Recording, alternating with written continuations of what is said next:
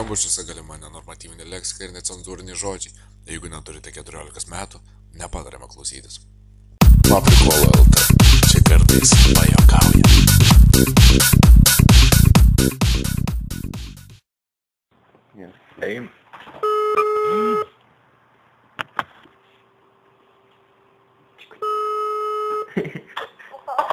Labą dieną. Labą dieną. Iš darbo biržos patrukdė Zenonas Ambrauskas. Taip. Jūs buvot užpildžius prašymą dėl darbo, taip? Ne, nebuvo. Mes turime jūsų duomenis ir nežinau, kaip čia gavosi, bet aš šiandien pradėjau tik dirbti ir sužinau, kad pagal... Išeinu, nes nelabai dirbu.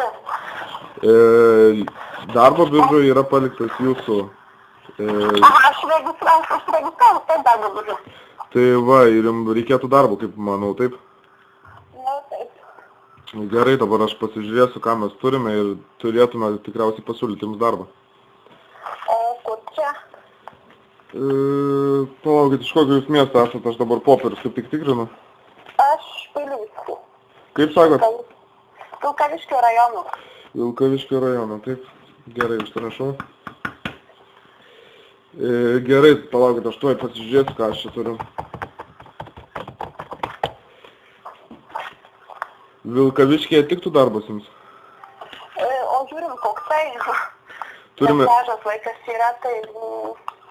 Dabar jūs esat su viduriniu išsilavinimu, aukštuoju ar profesiniu? Kolegija baigus. Tai taip, supratau, kolegija baigus, to aš pasirašysiu, vieną minutėlę. Gerai. O specialybė? Verslo vadyba. Verslo vadyba. Supratau. Gerai, turėtume valytojos darbą. Tai čia būtų toks iš prastesnių darbų, kurį užmokestis būtų tik tais minimumas. Toliau turime, tuo aš minutėlę palaukite.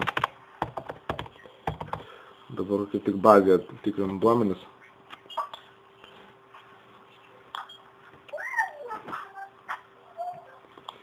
Turime šulinių teisėjo darbą dar.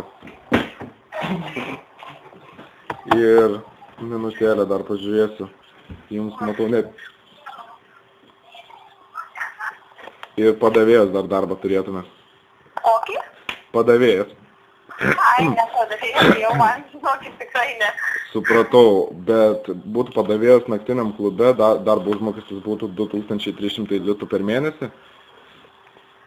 Bet, o jūs esat dirbus panašų darbą? Ne. Nesat, supratau. Na, tada palaukit dar minutėlę, aš pasitikrinsiu, gal yra... Labai suprantu, kažkaip man niekas neskambino čia iš tokio numerio ir iš taip man iš biržos, tai moteris skambindavo kažkaip. Taip, aš sakau, aš esu pirmą dieną įdarbintas tik tais ir aš dabar tik tai suvedinėju duomenis ir man dabar kaip pasakė, kad aš turėčiau paskambinti jums ir tiesiog pasiūlyti darbą, nes kaip tik dabar visų... Nes sakau, niekada, niekas net neinformavo, kad jūs gali skambinti. Taip mes skambiname tik tada, kai yra atliekamų darbų ir yra laisvų darbo vietų. Aha. Tai va taip. Ir dar vienas dalykas, kad jūs išdūrė Renata Ščebertaitė Janavičienė. Ir mes skambinam iš Paprikola LT. Aišku. Tai va, tikiuos pakėlėm nuotaiką. Aišku, dabar aisiu užkėjo. Gerai. Viso gero.